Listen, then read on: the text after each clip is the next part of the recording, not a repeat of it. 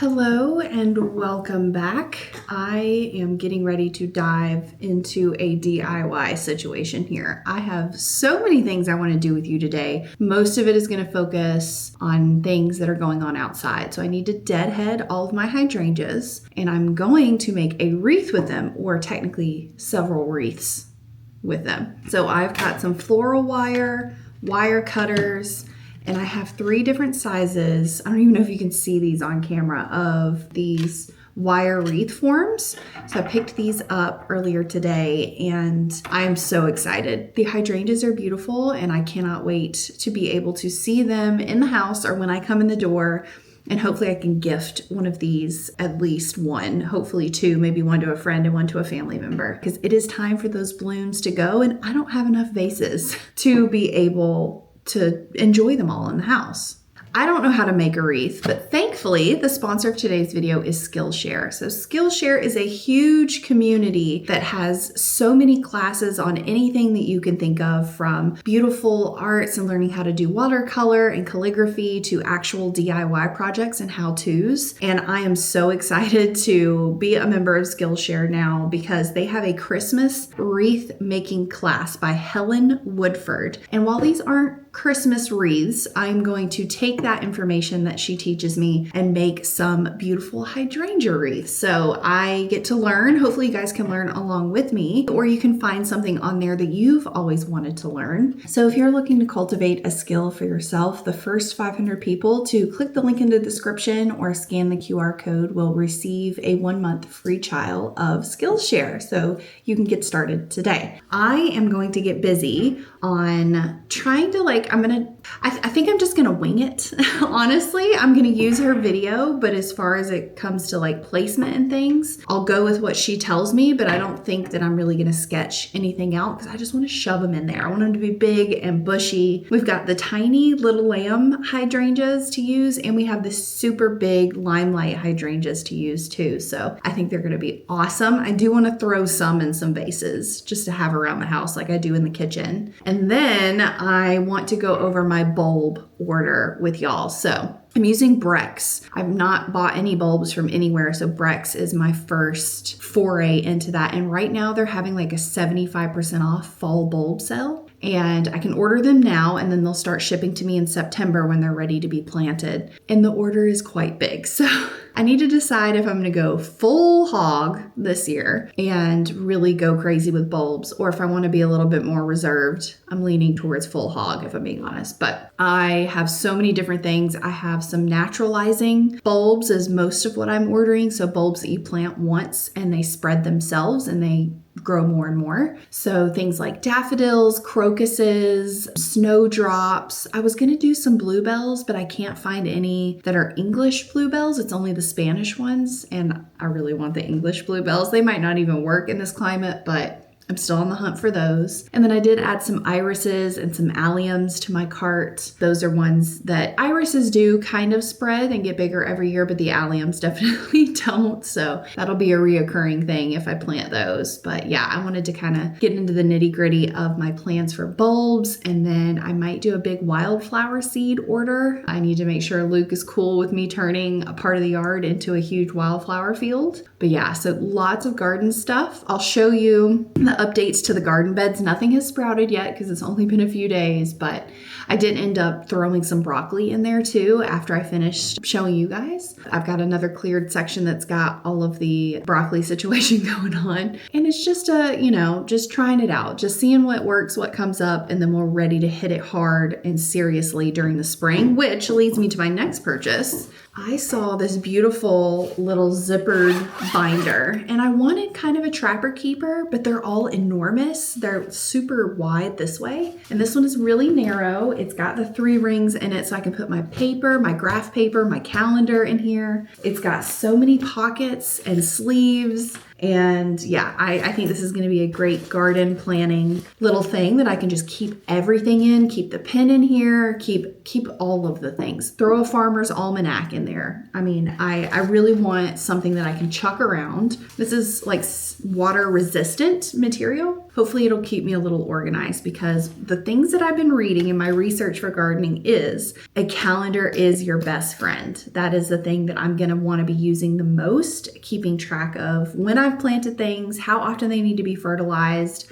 what their germination length is, when to transplant them out in the garden, how long to harvest, frost dates, all of the things. So I'm a little scatterbrained, so I'm hoping I can create a system that works really well for me. And it's cute. I mean, green and pink. I couldn't resist. So I am really excited. So let us go get some hydrangea heads, and then hopefully we can just start watching my lesson for the course and throwing them all in there. Before I take you outside, I wanted to show you the cutest little carrot cake muffins that I made with carrots that my Aunt Karen, carrots from my Aunt Karen, but she gave me some of her carrots from her garden. My mom brought them up last night and they are so freaking good. I will put the recipe below. They are super crispy on the edges and on the outside and super soft in the middle. Ugh. Absolutely delicious. Luke is recording if you hear anything. And my Aunt Karen also gave me something else. So I want to show you that outside. So first off, what an absolutely glorious day it is outside. And also, I have new plant babies. They are all in a row here right now. And these are all dahlias. She has given me so many dahlias, and where she lives, you have to dig them up and keep them in your garage every year for the winter because it's too cold. They live further up in Virginia. And I have a feeling that maybe I can get away with not having to pull them up. We will see. She gave me a book of how to keep dahlias as well, and I'm going to go to Garden Answers channel, and hopefully she'll have a couple of good tips for me. But look at all these gorgeous beauties. But yeah, I just wanted to show you those before we get to getting these hydrangeas.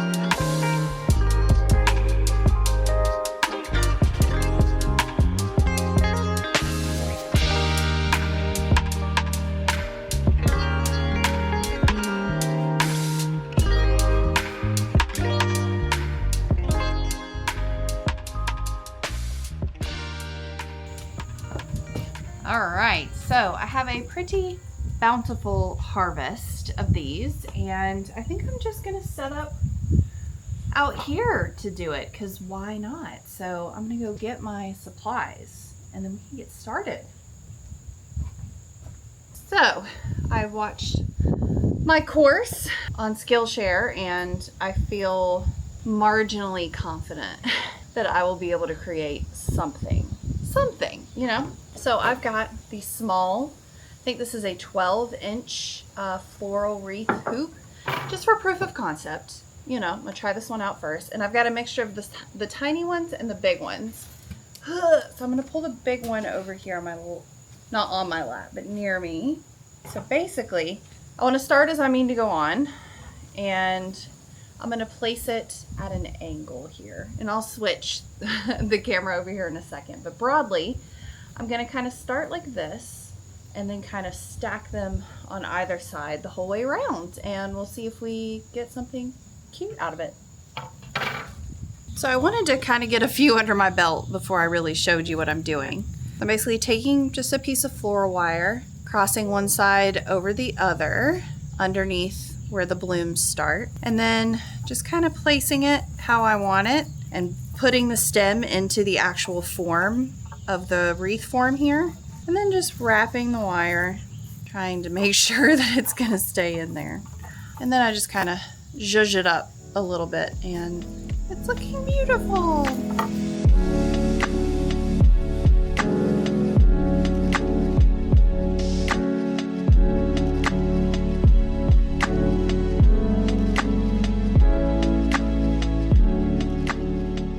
Well, here she is in all her beauty. I am really pleased with this. It's so fluffy. It's gorgeous. I'm trying to figure out where to hang it at the moment because I don't really have any good spots. I do have my garage, so I might take down my fake wreath that's in there and put this little guy up. And I'm just so pleased. I think it turned out really well. The Skillshare course was super easy to follow, and you know, for a first attempt, I'm gonna say I'm pretty proud of myself. But yeah, it is absolutely adorable. Let's go try to put it up in my garage. So I've had this beautiful but fake wreath up on the door for a long time. I'm gonna take this down. I'm gonna hang my hydrangea wreath. Let's see, which way do I want to be up? Oh my goodness. Oh, it looks so cute. Oh. So my wreath and the door are both really high. You can't tell on video, but it looks very odd to me standing underneath it. But it looks really cute up there. How adorable. Let me get you closer. Super pleased with this.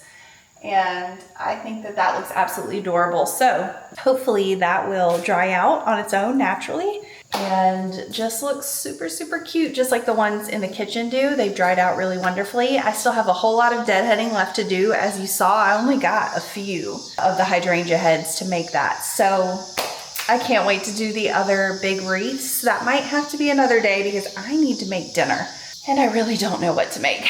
I have ground beef in the fridge that's defrosted, so I could definitely do something with ground beef, maybe some kind of Asian stir fry situation or Korean bowl. Yeah, I need to have a mooch around the pantry and see what I'm making for dinner. But yeah, let's get in there and figure that out.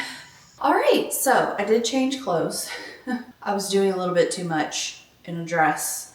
This is an occasion where jeans were necessary. I had to clean a couple of things in here, and now I'm gonna make dinner. So I'm gonna do taco bowls. It's like my go-to when I really don't know what I wanna make for dinner. The rice is already done. I've got the ground beef. I've got the bell peppers from the garden. I'm gonna chop these up really quick, let those get going in the skillet. And then I have a Cholula, a smoky chipotle seasoning mix that I've been dying to try out. So hopefully, fingers crossed that's good. And then we'll throw that on top of some rice. We've got chips and salsa verde and some regular good old restaurant style salsa and some blue corn. I think they're blue corn. No, they're cassava flour tortilla chips that are made with avocado oil. It's the Siete. I think that's, actually that sounds like shut up. Doesn't that mean shut up? No, that's Cayete. Sorry, you can bleep that out if you need to. But the Siete brand, they're made with avocado oil. So I got those. And yeah, just gonna have some crunchy, munchy taco bowls and then hopefully get to eat outside with the sunset. I got the plug for the umbrella. I don't know if I've ever mentioned that. Our umbrella out there has lights on the umbrella tines. So like they're built-in like rope lights basically that go down each spine of the umbrella. So I want to get this done while the sun is still out so we can have dinner while the sun sets with the lights on. And yeah, I think we'll take a bug zapper out there too because it's a little buggy. I might throw some oil on or something to make sure I don't get bit. But yeah, I'll see you guys outside.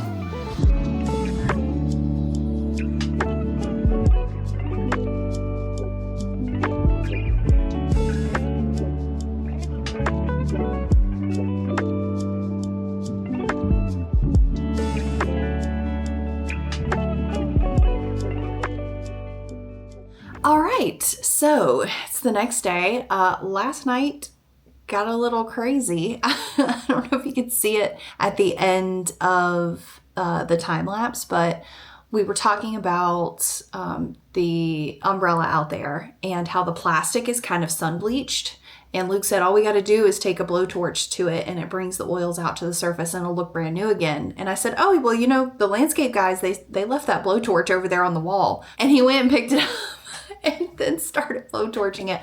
Then we caught some leaves on fire that were underneath the umbrella stand. Anyway, hello. It has been a super busy day, but I need to make my bulb order because the sale ends tonight and the free shipping ends tonight. So I'm ordering off of Brex, and let me scoot to one side of the video so I can put a video of my screen up here. And I have a hefty cart. There's a hefty cart going on. However, I wanted to point this out. So I don't know if Brex are going to be the best. This is my first experience buying bulbs online. However, the general consensus is that they are a good, reputable company. And right now they are doing a crazy 50% to 75% off of fall bulbs and free shipping right now. So with everything that I've added to my cart, it would normally be $530. That's a lot of money. I'm not going to spend that much money on bulbs. Now my total is half that. And it's a lot of bulbs. So I kind of wanted to go over what I'm thinking and maybe try to brainstorm with you guys where I should be planting these things. Because I'm ordering all these bulbs with the thought process of most of them are going to be for naturalizing different areas on the property, whether that is under trees or on sides of driveways or just in the middle of the yard. And as far as I can tell, naturalizing just kind of means making it beautiful and self-sustainable and planting items that grow and multiply so that you have more year over year. So this is something else I've also learned with bulbs. There are some bulbs where you plant them and they grow and they run their life cycle and they die and that's it. Some bulbs, like daffodils, will bloom and spread and come back every year. So I've tried to pick mostly those. The alliums that I have in my cart are not that. So let's start with them. Let me figure out where I've gotten this here. So I decided to do the giant allium mixture because I don't know which ones I like the most. I like them all. They're cute. They're pom-poms. They're whimsical. They remind me of the Lorax from Dr. Seuss. And in my cart, I have 6 bulbs. So this would theoretically give me 6 allium spheres because from what I understand, only one stem comes up and one bloom is on top of one stem. I've got 6 bulbs of that. A naturalizing one is going to be Lily of the Valley, and they're so cute. I mean, look at them. They're stinking adorable. They do really well in shaded areas. So this is something that I could underplant trees with in like the edge of the woodland areas. They come back year over year, they spread, and like it says here, they can cover 25 to 30 square feet if you plant all of these together. So these are actually roots. They're not technically bulbs. These are roots, but they are going to ship as though they are a bulb. The next one that's kind of similar is giant crocus. These are freaking cute. I mean, I picked up most of these because they're cute. I need to figure out a different descriptive word, but these giant crocuses are adorable. It's a multi-pack, so it's going to have a bunch of different colors in it. As you can see, I have the 75 bulb selection here, and normally 75 bulbs is $114. It is 60% off, so I'm paying $45.99 for 75 bulbs. So these are huge ones, obviously, and I'm just going to plant all of them pretty much in the same area so that I have kind of like a blanket of crocuses. These are full sun, partial shade, so these are going to be like their own thing, kind of at the front of a garden area or somewhere that's out in the sun. And I don't think I mentioned this yet either. So I'm ordering, they're called fall bulbs because you plant them in the fall. So you plant them before it gets cold. They overwinter in the ground and they'll bloom in the spring. So I'm excited for these giant crocuses. And these are ones that multiply annually. Then we've got the daffodils. So like you have seen in previous videos, we have a ton of daffodils on the property, and all of them pretty much are this type of daffodil right here. So just your traditional, regular old full yellow daffodil. We've got a few that may have a white outside and a yellow middle and vice versa, but most of them are the full yellows. So this is a mixture of some really cool daffodils that I had never seen before. Let me see if it pulls it all out here. So we've got original poet daffodils, which are these with the little red part in the center. Super excited about those. They look really cool. Then there's 20 quail daffodils. And I'm not really sure which one is the quail. Maybe it is that one. I don't know. Then we've got 5 spring cheer daffodils. So there's 20 blooms on each stem. So that's gotta be this one here. And it is absolutely gorgeous. I've never seen a daffodil like that before, so I'm super excited about that. Then we have 10 Moonlight Sensation daffodils. Multitudes of uniquely hued blooms that are misty green white with slightly reflexed petals. So that's going to be these guys right here.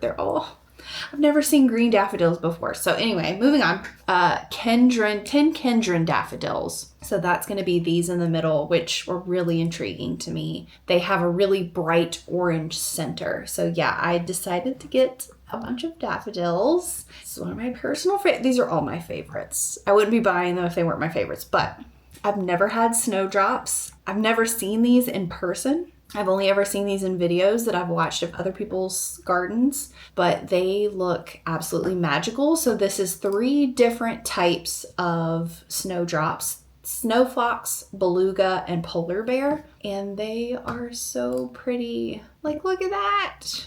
Look at how sweet it is, just hanging like that. Oh my gosh, yeah. So really excited about that. These are 57% off, and I get 15 of them. So I'm really, really intrigued by that. So the reason that this mix is special is because they bloom at different times. So the snowfox variety blooms in January, the beluga blooms in February, and the polar bear blooms in March.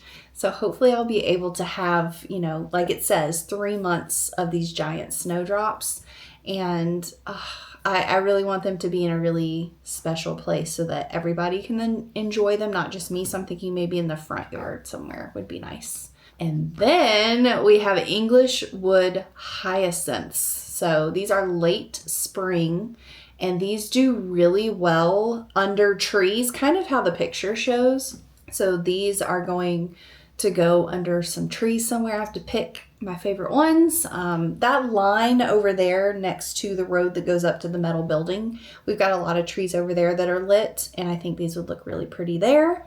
So these are 16 bulbs of different varieties, so that they'll be different colors, and they multiply every year. So this investment continues to pay dividends. So these are 51% off also. So yeah, I think it's time for me to check this cart out and get ready for them, because they will ship in September, and then I need to plant them, which means I need to get an auger for them. Let me see here.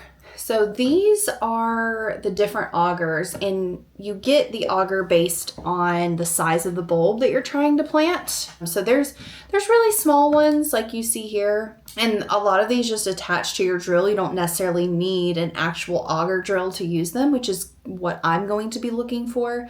I just want a little bit of help. I'm not getting super, super serious. Yes, this is a lot of bulbs. Let me count this all up.